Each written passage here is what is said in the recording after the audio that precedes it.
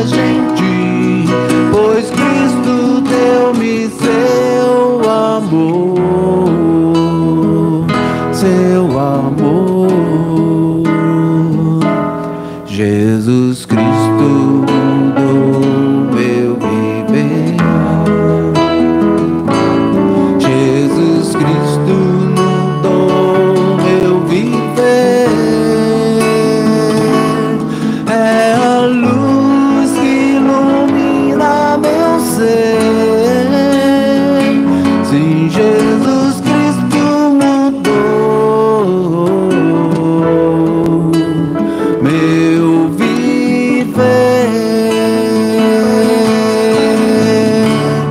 O amor só conheci em canções que falavam de ilusões, mas agora é diferente. Cristo fala a toda gente, pois Cristo deu-me seu amor, seu amor. Amém.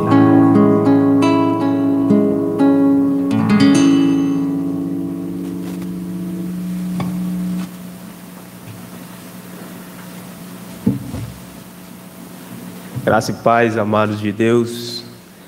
Fui incumbido para dar o estudo hoje e vamos aplicar o estudo, a palavra de Deus. Eu peço você para abrir a palavra em Romanos capítulo 5, para que possamos aprender mais um aspecto da verdade sobre Cristo. Romanos capítulo 5.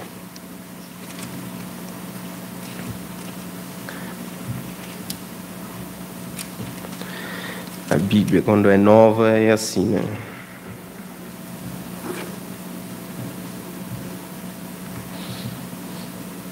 Hoje vamos aprender um pouco sobre uma doutrina fundamental da fé cristã, que eu julgo muito importante, se não imprescindível para a nossa caminhada cristã. Eu vejo que tem muitas pessoas novas chegando na igreja. Eu achei muito pertinente tratar esse tema. E com certeza o pastor Robério já falou muito sobre esse tema, porque a maioria das verdades bíblicas passa por essa doutrina, e com certeza ele já deve ter falado de forma tópica, temática ou até mesmo expositiva, mas hoje vamos tratar sobre esse tema à luz de Romanos capítulo 5. E carta aos Romanos é uma carta maravilhosa, é tido por muitos estudiosos como o ponto mais alto da Bíblia, como o Monte Everest da Bíblia. Se assim for, capítulo 8 é tido como o ápice dessa carta. Mas o capítulo 8 precisa de capítulo 7. E capítulo 7 precisa de 6. E 6 precisa de 5. Nós vamos ver nessa lógica. Hoje vamos estudar apenas capítulo 5. Apenas alguns versículos. Não dá tempo para a gente aprofundar. Mas o que eu quero dizer para vocês é que no capítulo 8 nós temos a noiva de Cristo ressuscitada, numa vida, numa lua de mel com Cristo. A igreja está ali. É por isso que o versículo 1 começa assim: pois nenhuma condenação há para aqueles que estão em Cristo. Então a igreja já está ressuscitada. Então, se nós temos essa verdade no capítulo 8, o capítulo 7, ele vai falar da vitória da igreja sobre a lei. Porque a igreja não pode ter um relacionamento pleno, saudável com Cristo sem que ela se liberte da lei. Ela teria que sair debaixo do jugo da lei para que ela possa viver um relacionamento saudável com Cristo. É por isso que Paulo ele vai falar de dois maridos, né? Um que é a lei e outro que é Cristo. Ele fala que a igreja teve que morrer. Por quê? Porque na visão de Deus, uma pessoa não é livre para casar com outra pessoa, a não ser que o cônjuge morre. Mas a lei é eterna, a lei não pode morrer, então a igreja tinha que morrer. Então Cristo ele vai falar da morte da igreja no capítulo 7 para que ela possa viver com Cristo no capítulo 8. E capítulo 6 ele vai abranger esse tema e falar um pouco sobre o resultado de ser justificado, que é exatamente o tema do capítulo 5. Então 8 precisa de 7, 7 precisa de 6 e 6 precisa de 5. E nós nunca vamos chegar no 6 e 7 e 8 sem passar por 5. Então é muito importante que nós entendamos essa doutrina, porque tudo começa aqui. Só lembrando aos irmãos, se alguém quiser fazer pergunta, é só levantar a mão, eu entrego a palavra para fazer a pergunta. Então, a justificação. O que é a justificação? A justificação é um dos aspectos da nossa salvação. Existem 3 aspectos da nossa salvação. A glorificação, que é a salvação do futuro, seremos salvos da presença do pecado. A santificação, que é a salvação do presente, estamos sendo salvos do poder do pecado. E a justificação, que é a salvação do passado, que já fomos salvos da condenação do pecado. E essa doutrina que nós vamos estudar nesta noite, mas à guisa de introdução eu quero dizer pelo menos 3 coisas referente à justificação. A primeira coisa é que a justificação não é um processo, mas sim é um ato imediato. Quando você recebe Jesus como seu Senhor e Salvador, você foi imediatamente justificado. Diferente da santificação. Porque a santificação é um processo, que é o segundo aspecto da nossa salvação. Por isso, meus irmãos, que um crente mais fraco, ele está tão justificado quanto um crente mais forte, quanto um crente mais maduro. Um crente pode estar mais santificado do que um outro crente. Porque a santificação tem 2 aspectos. Santificação posicional, nós estamos em Cristo. Mas existe uma santificação que é processual. Nós precisamos aproximar de Deus, orar a Deus, buscar a Deus, ter comunhão com Deus, adequar a nossa vida à palavra de Deus. Isso é santificação processual. Tem um cristão que faz isso mais do que o outro cristão. Então, processualmente, existe um cristão que é mais santo do que um outro cristão. Mas justificação não. Um crente mais fraco, ele está tão justificado quanto um crente mais forte. A segunda coisa que eu quero dizer é que a justificação não é uma mudança de status, mas sim uma mudança de estado. Antes nós éramos inimigos de Deus, mas depois da justificação nós fomos feitos agora amigos de Deus. Quando uma pessoa é justificada, recebe o Senhor e é justificada, essa pessoa, se é um professor, continua sendo um professor. Se é um pescador, continua sendo assim. E se é um escravo, na linguagem daquela época que a Bíblia foi escrita, continua sendo escravo. Esse é o argumento de Paulo. Você não deve se rebelar contra o seu Senhor, dizer assim, a partir de hoje eu sou livre diante de Deus, portanto eu não vou mais ser escravo. Mas não, ele continua sendo escravo do seu Senhor, honrando o seu Senhor. Porque o que aconteceu não foi uma mudança de status, mas sim uma mudança de estado. A terceira coisa que eu quero dizer é que a justificação não é algo que Deus fez em nós, mas é algo que Deus fez por nós. Ele fez e faz para aqueles que ainda não é justificada. Ele fez e faz por nós. Na verdade, meus irmãos, Deus ele não fez esta obra em nós. Porque não existe uma obra em nós, na justificação. Na santificação, sim. Deus ele vai trabalhar agora em nós para nos transformar. Mas na justificação, ele não fez a obra em nós.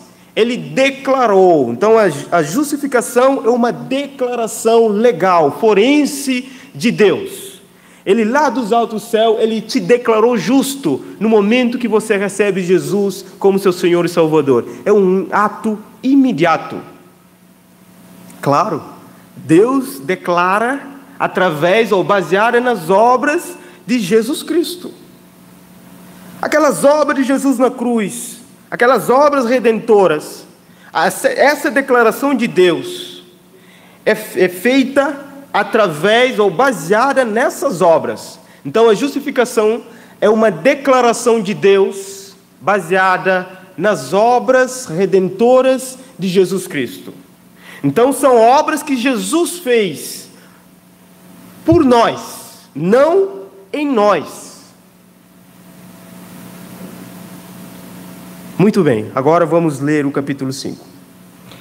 A palavra diz assim: justificado, pois, mediante a fé, temos a paz com Deus por meio de nosso Senhor Jesus Cristo, por intermédio de quem obtivemos igualmente acesso pela fé a esta graça, na qual estamos firmes e gloriamo-nos na esperança da glória de Deus. E não somente isto, mas também nos gloriamos nas próprias tribulações, sabendo que a tribulação produz perseverança, e a perseverança, experiência, e a experiência, esperança. Ora, a esperança não confunde, porque o amor de Deus é derramado em nosso coração pelo Espírito Santo, que nos foi outorgado. Porque Cristo, quando nós ainda éramos fracos, morreu a seu tempo pelos ímpios. Dificilmente alguém morreria por um justo, pois poderá ser que pelo bom alguém se anime a morrer. Mas Deus prova o seu próprio amor para conosco pelo fato de ter Cristo morrido por nós, sendo nós ainda pecadores. Logo, muito mais agora, sendo justificados pelo seu sangue, seremos por ele salvos da ira. Porque se nós, quando inimigos, fomos reconciliados com Deus, mediante a morte do seu Filho, muito mais, estando já reconciliados, seremos salvos pela sua vida. E não apenas isto, mas também nos gloriamos em Deus por nosso Senhor Jesus Cristo, por intermédio de quem recebemos agora a reconciliação. Até aqui, de versículo 1 até versículo 11. Vamos orar. Amado e bendito Deus, nós te agradecemos, te louvamos, porque o Senhor que nos deu essa doutrina maravilhosa, mas também o Senhor que nos dá a capacidade para entendê-la. Sem a tua graça, nós não poderíamos compreender nada sobre Cristo, mas nós rogamos o teu favor para que possamos aprender hoje, mais uma vez, aprender mais um aspecto da doutrina de Cristo. Em nome de Jesus, amém. O próprio versículo começa: justificado, pois, mediante a fé. Então, o tema que envolve esse capítulo, pelo menos na primeira parte, é a justificação pela fé. Essa é uma grande questão que envolveu a vida até de Martim Lutero. Ele lá no século XVI, ele lá no seu quarto escuro, e apenas com uma luz de vela, Deus raiou a luz desta verdade maravilhosa, que é justificação pela fé. Ele estava lendo Romanos capítulo 1, mais precisamente a partir do versículo 15, e ele caiu de joelho na presença de Deus, porque até então ele cria que a justificação ou a salvação era através das obras. Mas a partir daquele momento, esta verdade fez com que a escama dos seus olhos caísse por terra. Então ele viu a glória de Cristo através da justificação, através dessa verdade, e se converteu e foi salvo. John Wesley e também Tomás de Aquino se converteram lendo esta carta, precisamente capítulo 1. Esta verdade, irmãos, essa verdade tocou a vida de muitos homens, grandes homens da fé do passado, mas ainda também toca o pelo qual nós adentramos a essa verdade, essa doutrina, que é justificação, é a fé. Aqui no versículo 11, justificado, pois, mediante a fé. Então a fé é o instrumento para que nós possamos alcançar esta salvação, esta justificação. Ora, esta fé, no grego, significa ligar, literalmente. A fé cristã, a fé salvadora significa ligar o homem com Deus. Percebe que lá no Éden, o homem, quando pecou, o homem se desligou com Deus. Daí vem a palavra religião, ou religare, que é ligar de novo. E através da fé que nós nos ligamos com Deus, que nós nos reconciliamos com Deus. E é interessante porque a Bíblia fala que nada nos separa do amor de Deus. Na verdade, Deus não contém amor. Deus é amor. Deus é amor, amor é Deus. Então, se nada nos separa do amor de Deus, Deus é amor, significa que aqueles que estão ligados com Deus, não existe nada no mundo que pode separar essa pessoa de Deus. E essa ligação se dá através da fé. Por isso que nós somos justificados mediante a fé, lançando mão a esse instrumento que é a fé. Dito isto, meus irmãos, agora vamos ver pelo menos 8 benefícios de ser justificado. Você já percebe que para você ser justificado, você precisa receber Senhor Jesus, o Jesus como seu Senhor e Salvador. No momento que você fizer isso, se você for um eleito, você é justificado. Mas como justificado, você recebe os benefícios dessa justificação. A pergunta é: todo cristão tem esse benefício? Todo justificado tem esse benefício? Tem. Por isso são os benefícios de justificado. Mas nem todo justificado faz uso desses benefícios. Uma pessoa pode ter uma grande quantia no banco, mas a pessoa precisa ir lá no banco para sacar, para fazer uso. O fato de ter essa quantia no banco não quer dizer que essa pessoa vai viver uma boa qualidade de vida. Mas a pessoa precisa fazer uso do que tem. Se a pessoa não for lá para sacar, você vive miseravelmente. Então é a mesma coisa que acontece aqui. É importante que nós saibamos quais são os benefícios de um justificado, e não apenas isto, mas fazer uso desses benefícios. Porque são esses benefícios que também podem ser chamados de recursos espirituais, que nos leva a vencer na caminhada cristã. Ao longo de nosso estudo, que nós vamos observar esses benefícios, você vai perceber que sem usar desses benefícios, você não pode ter uma vida cristã vitoriosa. É muito importante falar que tem pessoas que é cristã, que quando partir vai estar com o Senhor, mas vive uma vida cristã miserável, uma vida cristã de luta interminável com o pecado. Mas nós fomos salvos da condenação do pecado, e nós estamos sendo salvos do poder do pecado. Então nós precisamos vencer o pecado hoje no presente, e futuramente seremos salvos da presença do pecado. Mas hoje nessa luta, nós precisamos vencer essa luta, e para vencer, nós precisamos lançar mão desses benefícios. Qual é o primeiro benefício aqui? O primeiro benefício é a paz com Deus. Percebe aqui ainda no versículo 1, a terceira parte. A primeira parte, justificado, pois, mediante a fé. Mediante a fé, a segunda parte. A terceira parte, temos paz com Deus por meio de nosso Senhor Jesus Cristo. Percebe a ênfase? O nosso Senhor Jesus Cristo. Ele é a causa dessa paz. Foi através das obras dele que nos dá a condição de ser justificado, que nós temos essa paz. Percebe o argumento de Paulo? Sendo, pois, justificado pela fé. Quer dizer que só depois de ser justificado que nós temos paz com Deus. Se só depois de ser justificado que nós temos paz com Deus, quer dizer que antes de ser justificado, nós éramos inimigos de Deus. Esta palavra paz com Deus significa relacionamento, amizade. Antes, um incrédulo, ele não tem amizade com Deus, ele não tem relacionamento com Deus. É como um casal que briga. Eles brigam, são separados, eles não falam com o outro. Mas quando eles fizerem a paz, eles fazem as pazes, né? E vocês precisam fazer as pazes. Mas depois desta paz, eles voltam a se relacionar. E Paulo disse, sendo, pois, justificado mediante a fé, temos a paz com Deus. Essa paz é um estado, meus irmãos. Não é um sentimento. A paz de Deus é um sentimento. A paz descrito lá em Filipenses capítulo 4.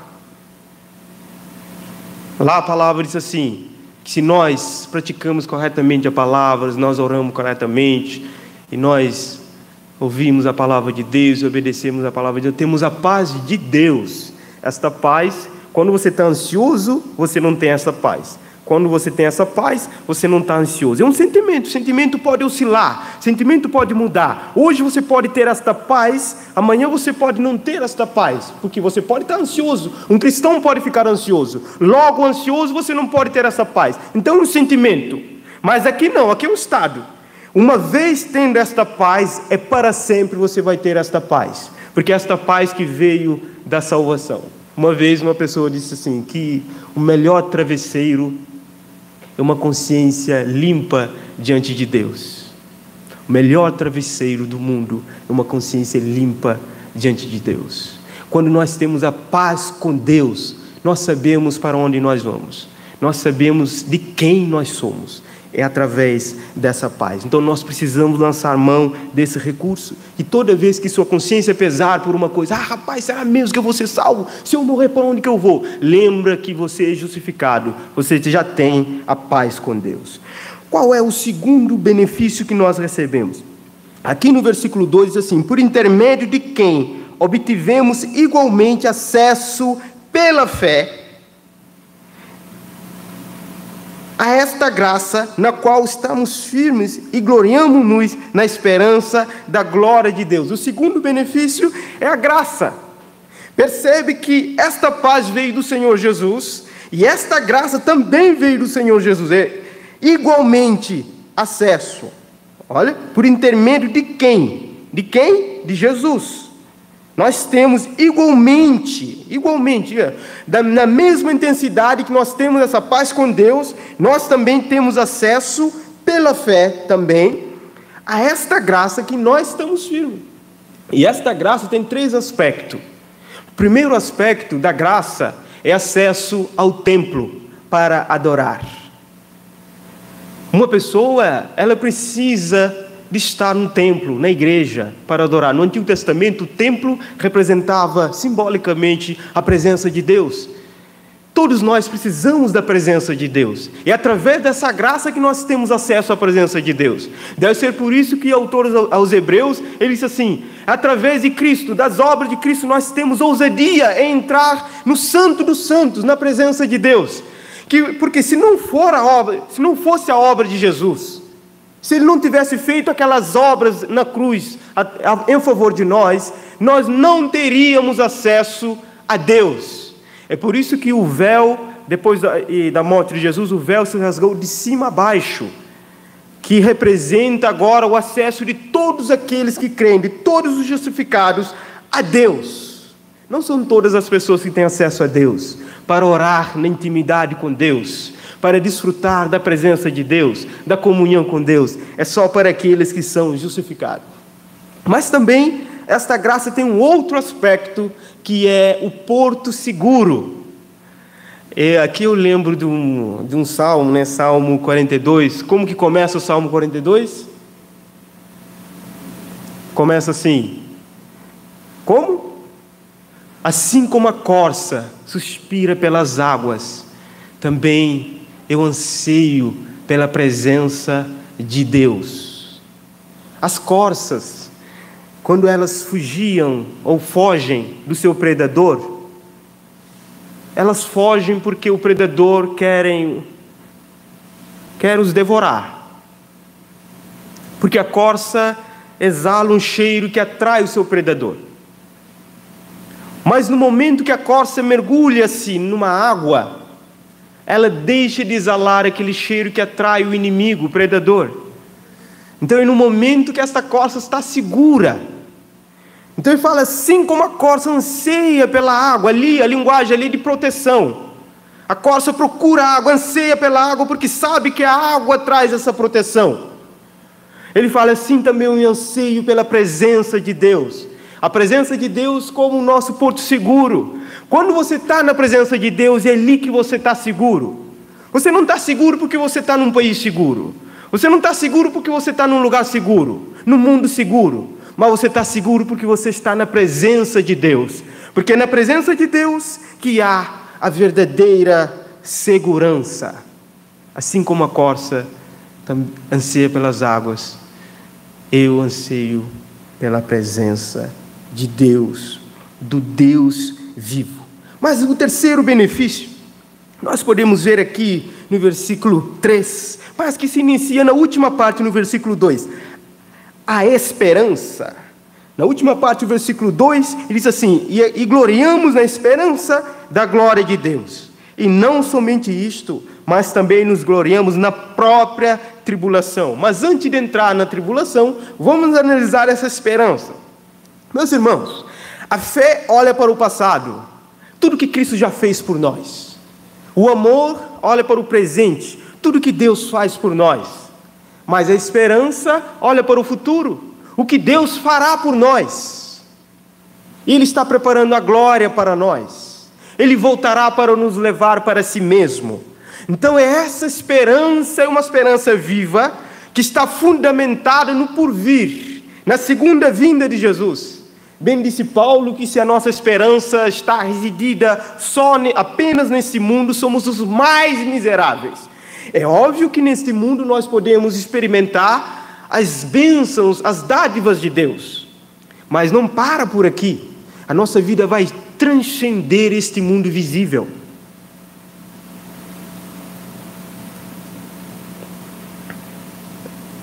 Então vamos ler um texto. 2 Coríntios capítulo 4. 4 a partir do versículo 16.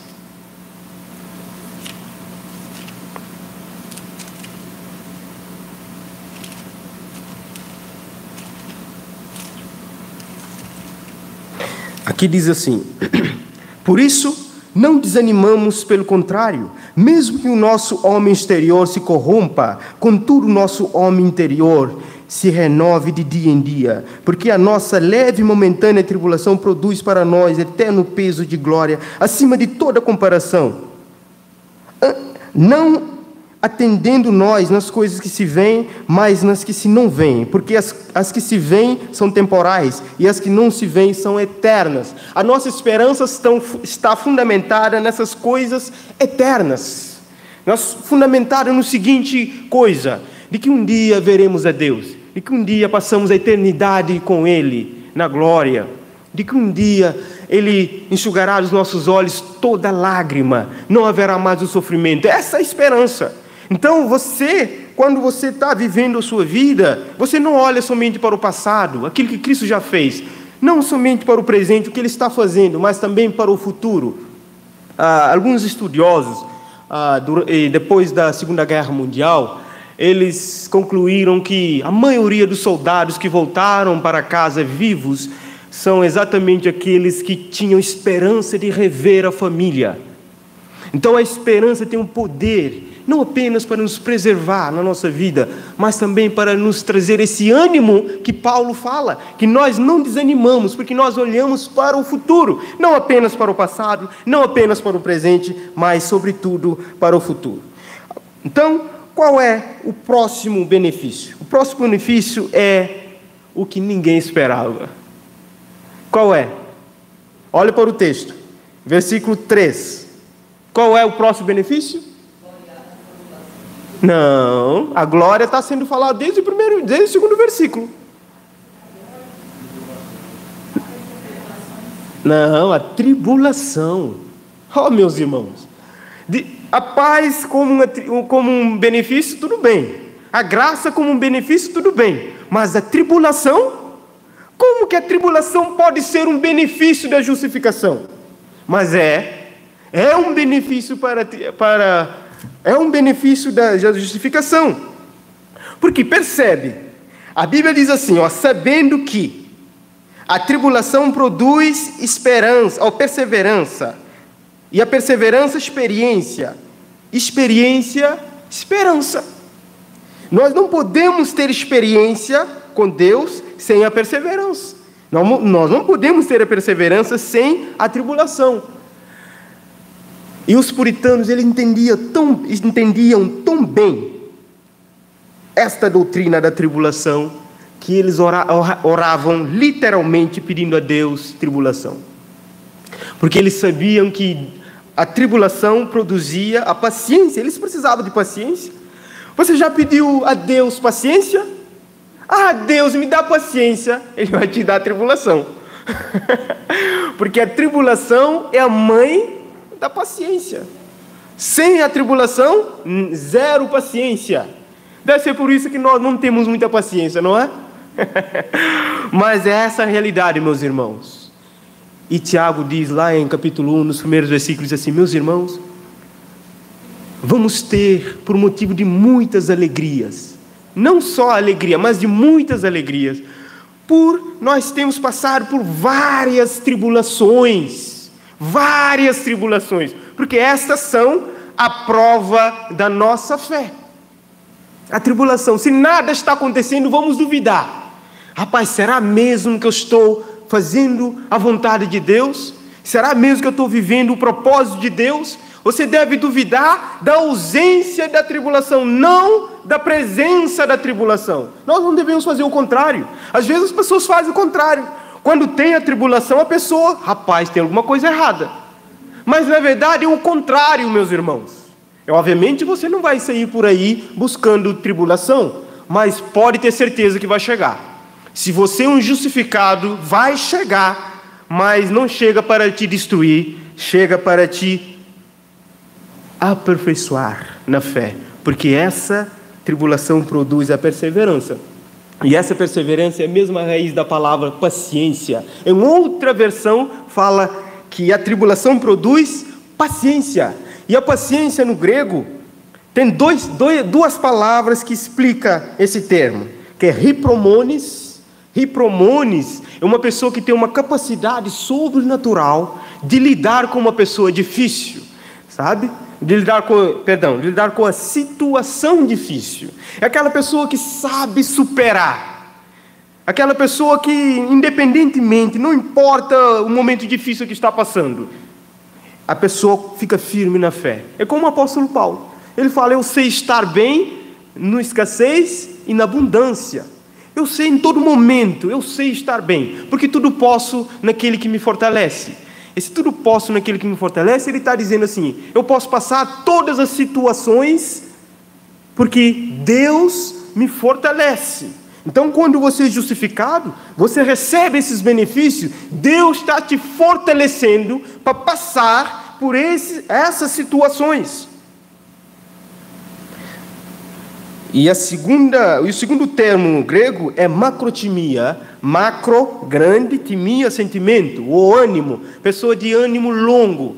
Aí eles cunharam uma outra palavra que é longânimo, né? Que é a junção das duas palavras, longo e ânimo, que é sentimento.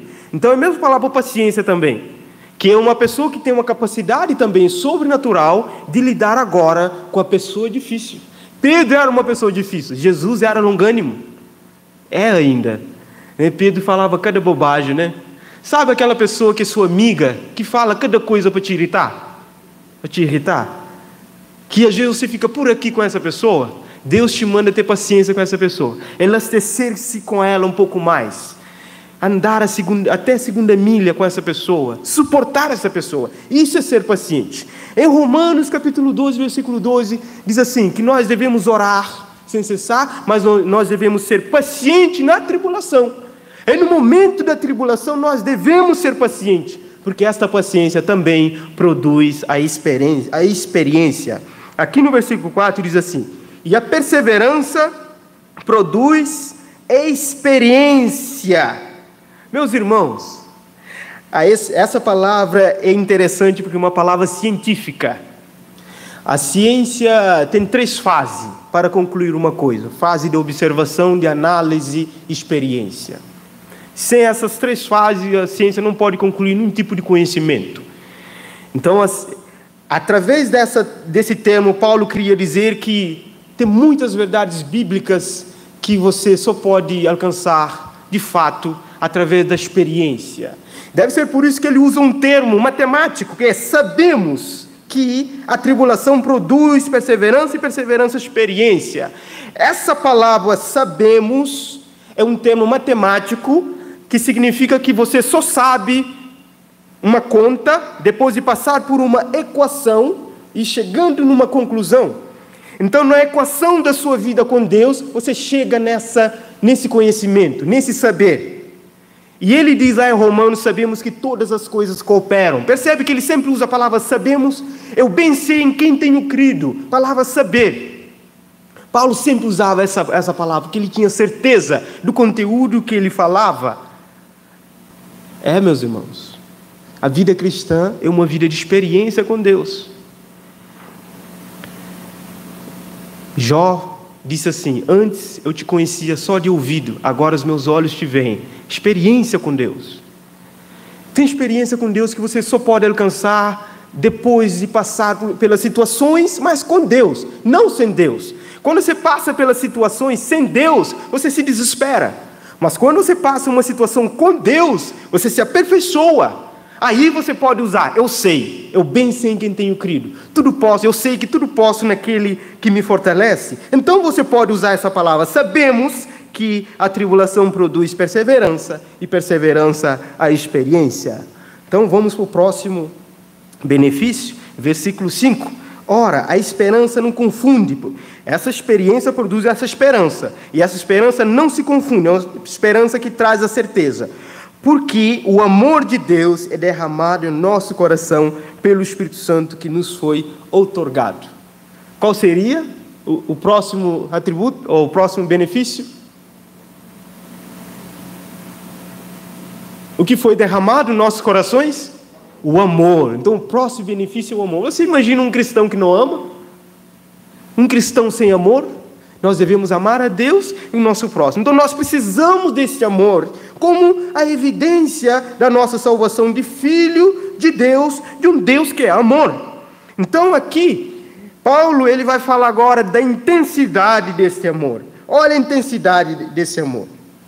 Ora, a esperança não confunde, porque o amor de Deus é derramado em nosso coração. Aqui há um derramamento de amor. Na verdade, essa palavra derramamento ou derramado não é uma palavra feliz na tradução. Porque aqui, derramado, traz a ideia daquilo que você lança e fica ali, estragado ali. É como você joga água, você derrama água no chão, fica ali, não serve mais. Você derrama leite no chão, fica ali, não usa mais. Mas a melhor palavra é: o amor de Deus foi derramado no nosso coração e continua sendo derramado. Então, o verbo aqui não é derramado no particípio, o verbo aqui é o gerúndio, que ele continua derramando, ele derrama e continua derramando esse amor no nosso coração. Ele faz fluir esse amor dentro de nós. Esse amor é como se fosse, o nosso coração é como se fosse uma fonte inesgotável desse amor de Deus, porque ele flui esse amor e faz fluir esse amor dentro de nós. Por isso nós amamos. João disse que nós amamos porque ele nos amou primeiro. Na verdade, a expressão ali, nós amamos porque ele colocou esse amor em nós. Ele derrama e continua derramando esse amor em nossos corações. Por isso nós amamos. E a segunda característica desse amor é que esse amor é imerecido. Percebe comigo aqui no versículo 6. Porque Cristo, quando nós éramos ainda fracos. Quem Deus amou? Quando nós fracos. Quando éramos fracos. Ele morreu o seu tempo pelos ímpios. Éramos ímpios. Versículo 8. Aqui diz assim: mas Deus prova o seu próprio amor para conosco pelo fato de ter Cristo morrido por nós, sendo nós ainda pecadores. Versículo 10. Porque se nós, quando inimigos, então nós éramos fracos, nós éramos ímpios, nós éramos pecadores e nós éramos inimigos. Imagina uma pessoa que é seu inimigo, uma pessoa que é fraca, uma pessoa que é pecadora, uma pessoa que é ímpia. Você vai amar essa pessoa? Bom, é muito esforço, você precisa de muito esforço para amar. É por isso que versículo 7 ele está fazendo esse argumento. Dificilmente alguém morreria por um justo, pois poderá ser que pelo bom alguém se anime a morrer. Mas Deus prova seu próprio amor para conosco pelo fato de ter Cristo morrido por nós, sendo nós ainda pecadores. Então Deus nos amou quando não havia nenhum motivo em nós para ser amados. Deus não amou uma pessoa boa, amiga, uma pessoa santa. Não, Deus, quando olhou para nós, não viu nada disso. Éramos inimigos. Nós fazíamos tudo o contrário à sua vontade. Nós o ofendíamos toda hora, todo momento. Mas é neste momento que Deus escolheu nos amar. Esse amor é gracioso, meus irmãos. E tem um teólogo que diz assim, que Deus não nos amou porque Jesus foi para a cruz. Que Jesus foi para a cruz porque Deus nos amou. Percebe que o amor é a causa da cruz? Esse amor é merecido mesmo. Esse amor é intenso e esse amor é imerecido. E deixa eu ver o tempo aqui, meus irmãos. Esgotou já o tempo.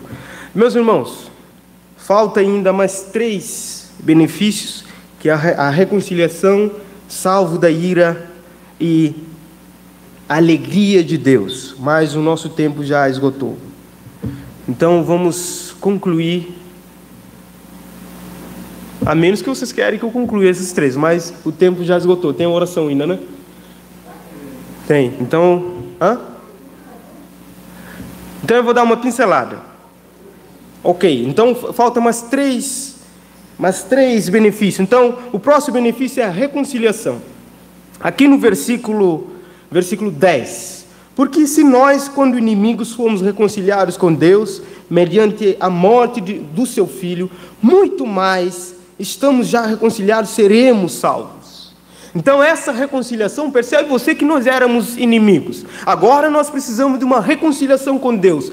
Quem fez isso? Exatamente Cristo. Então a morte de Jesus na cruz tem pelo menos algum significado. Primeiro, esta morte é representativa.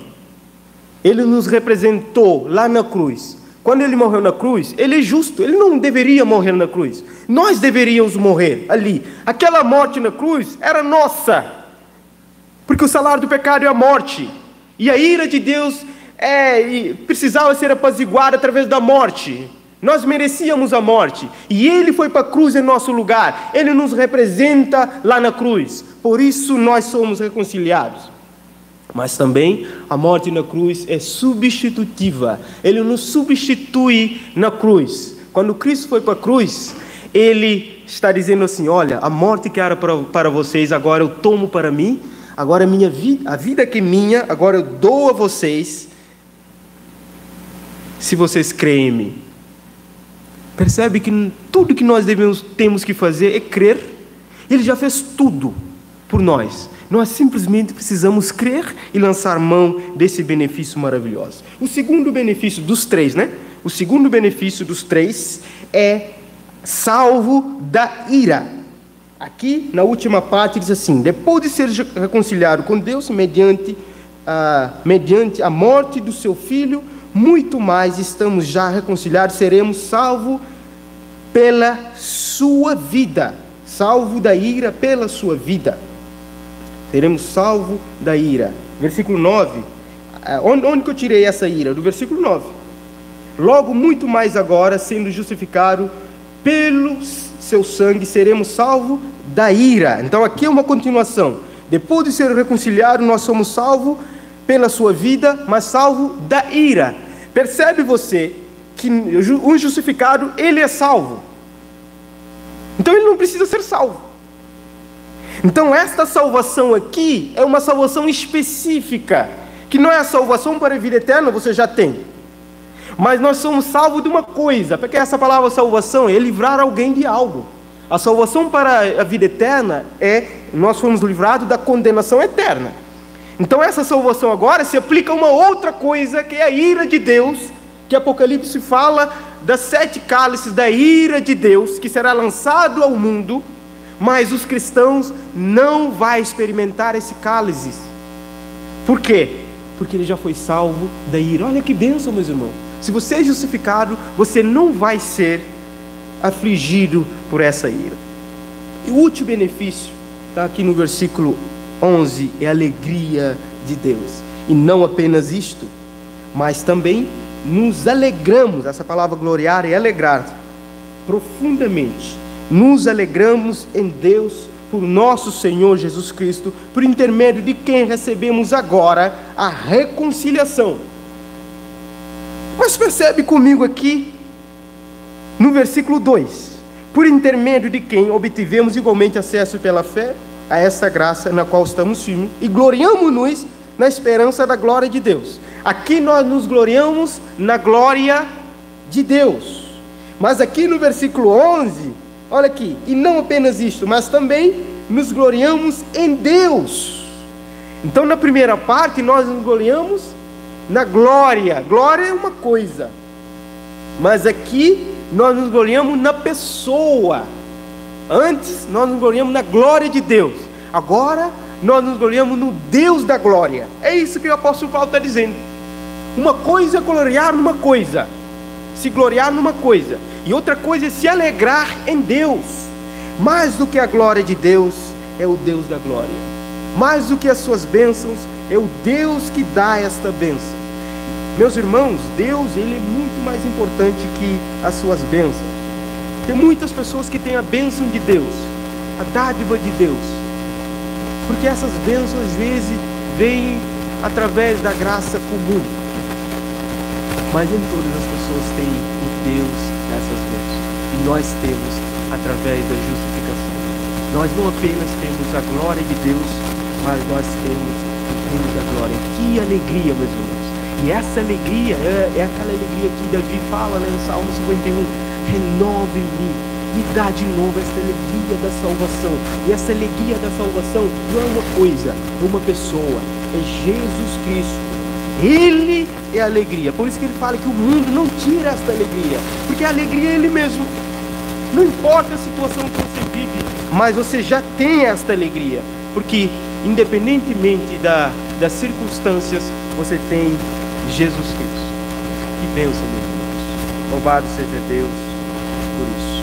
Que esses benefícios nós podemos, vai na sua casa, releia, veja tantas coisas maravilhosas que Deus conferiu nesse capítulo maravilhoso, e viva uma vida poderosa, uma vida cristã que vence o pecado. Vamos orar. Amado Deus, nós te agradecemos por esta palavra que fala quem somos e o que nós temos.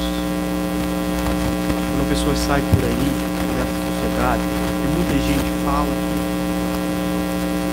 que a pessoa é uma coisa, é outra coisa, que tem uma coisa e tem outra coisa, mas nós acreditamos no que a Bíblia diz que somos, no que a Bíblia diz que temos. E a palavra de Deus fala que nós que cremos no Senhor Jesus somos justificados. Essa salvação que se inicia na justificação, que se prolonga na santificação e que se conclui na glorificação. Nós te louvamos por isso e pelos benefícios conferidos a nós que veio da justificação. Essa é a nossa oração em nome de Jesus.